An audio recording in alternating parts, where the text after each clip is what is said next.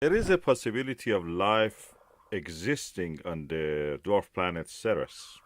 Ceres dwarf planet has indications that it contains some salty water on its surface. Salty water rises from deep within the planet, so it must be a source of it inside. As far as I know, salt have not existed in my knowledge without water. Salt is an indicator of water. Even when it is evaporated, the water is not there itself. We have similar situations in the Jupiter's satellite Europa, which may have an ocean beneath its icy surface. The same situation may exist in Ceres. We may have an ocean deep there. There may be life there. Kind of life which can exist in the brackish or salty water or brine water is limited. Nothing more than bigger than a shrimp, probably smallest shrimp you can imagine.